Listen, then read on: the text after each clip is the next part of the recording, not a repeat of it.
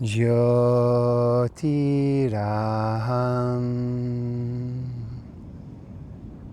Jyotiraham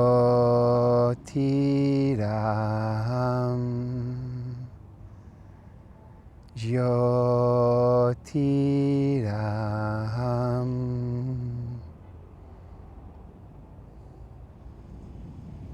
Hello Sangha, welcome to day 7. No physical stuff today. Please do one of the other days if you feel like you need to move your body. I strongly suggest that you do. But I wanted to take not just a couple of minutes at the end of one of the other practices to talk about this. I wanted to dedicate more time so that we could properly hear what my teachers have to say and about breathing and about the importance of it and some of the definitions. Okay, so there's really good books on breathing, right? There's the book Breath by James Nestor. There's many yoga books. My teacher's first book, Yoga for Body, Breath and Mind, chapter 6 is all about pranayama. Okay, so prana is the energy that's responsible for the functioning of our body, really. Like the prana that flows through our body is what allows everything to happen according to yoga philosophy and yoga, the teaching of yoga. And when you pass away, there's no prana left in your body. I've been studied at some dissection courses at universities, and the one thing that was really evident is that these bodies had no prana. Okay, the same way that if your mobile phone has no charge, it's kind of not very useful, right? Like our bodies, once we leave it, are not that useful. They're interesting to study in terms of our movement, but once the prana goes, this life force goes, okay, then we're not there anymore, okay? And the ayama part means to extend or to lengthen. And so it's not about regulating your breath or regulating your prana even, because we can't do that. It's about lengthening your prana, okay? So lengthening the time that prana spends in your body. And ultimately, my teacher's teacher said the reason he lived to 100 was pranayama, was he lengthened his life force through breathing practices. So breathing practices are the thing that help us lengthen our prana, okay? So the first thing I want us to think about today in terms of breath are the 4 aspects of breathing. So you've got your inhale, okay? And we've already this week been inhaling into our chest, which is a good practice to do. It allows us to lengthen through our spine, okay? And exhale, we're drawing into our belly, okay? And the exhale is really useful, especially if we extend it for settling our emotions, for settling our mind. The Hatha Yoga Pradipika says that basically as is your breath, as is your mind, okay? Or as is your breath, so is your mind, okay? And vice versa, okay? So if your breath is under control, then hopefully your mind and your emotions are under control. It makes sense, right? If we are taking a panic attack or we've seen somebody take a panic attack, what ultimately happens is that the breath becomes very erratic, very unsettled. We know, right? So the same is true in reverse. It's like a science, right? If we slow down our breath, we make our breath smoother, calmer, longer, okay? Then what happens is our emotions start to settle, our minds start to settle, okay? Not necessarily like massively deeper, like it's just smoother and slower, okay? Especially the exhale, okay? So we've got the inhale and the exhale. What yoga also encourages is the pause in between, okay? So the pause after the inhale and the pause after the exhale, okay? And the pause after the inhale increases the effect of the inhale, which can give you a little more energy if you're feeling a little low, okay? And the exhale, and the pause after the exhale, will allow us to settle, to be more calm, to allow our emotions just to ground, okay? Really things that are so important, the level of anxiety in people in general today is really high, okay? So let's practice those 4 phases, and each week we'll do a pranayama practice and we'll intersperse little bits of pranayama practices all through the other practices too, okay? And once we've done this practice, we'll finish with Jyoti Raham, which means I am light, okay? So let yourself settle. Don't overthink anything. You can't really do it wrong unless you're holding your breath too much and you pass out. So please don't pass out, okay? So allow yourself to settle. And when you're ready, notice your inhale, okay?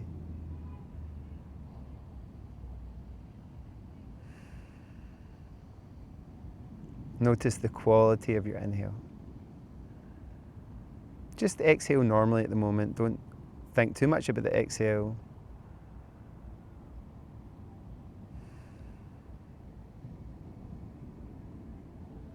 And can you slow it down slightly? Your inhale, notice that subtle sound that we spoke about the other day.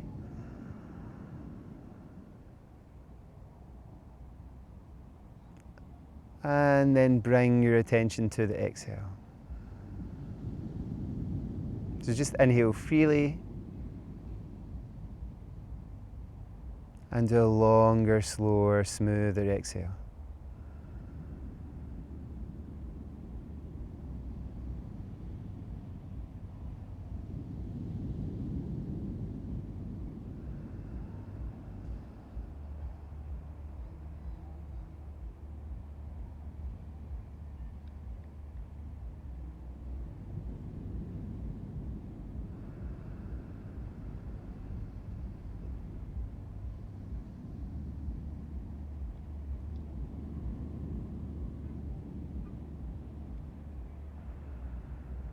And notice where your mind is at the moment, okay? Has your mind disappeared to other things? Okay? And come back to the exhale.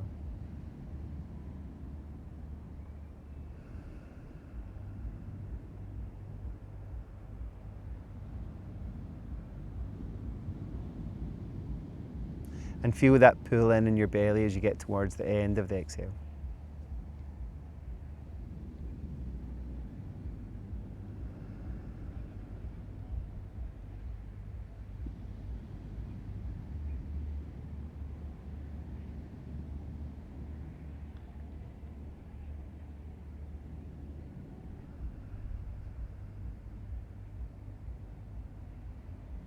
Long, long, slow exhale.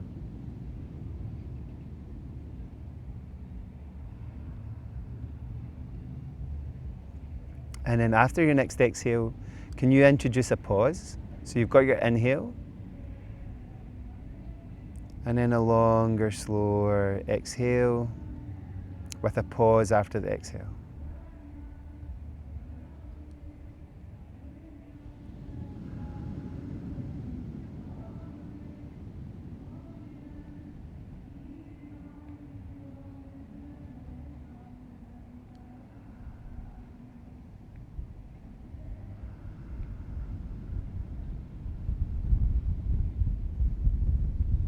And do that for 2 or 3 more breaths. So inhale, a small pause, and then exhale slower and longer, and a slightly longer pause, okay?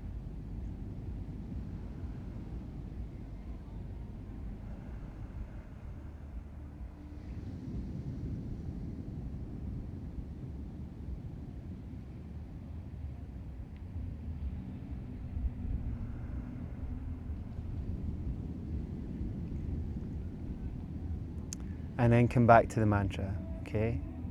So when we sing or chant, that's on the exhale, okay? Obviously we need that exhale to create the sound. So take your inhale, Jyoti Raham.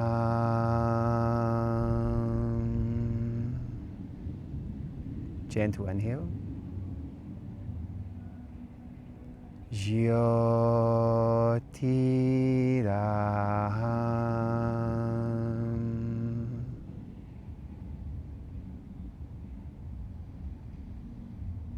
Jyoti Raham.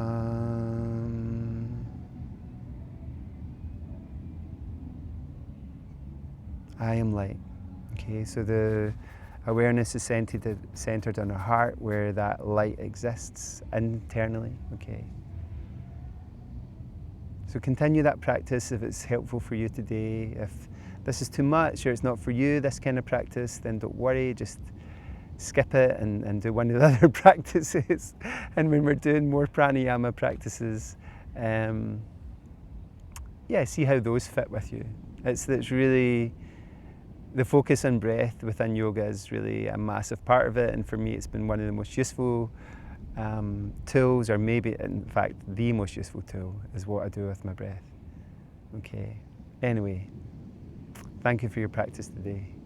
The sun is slowly going down over there,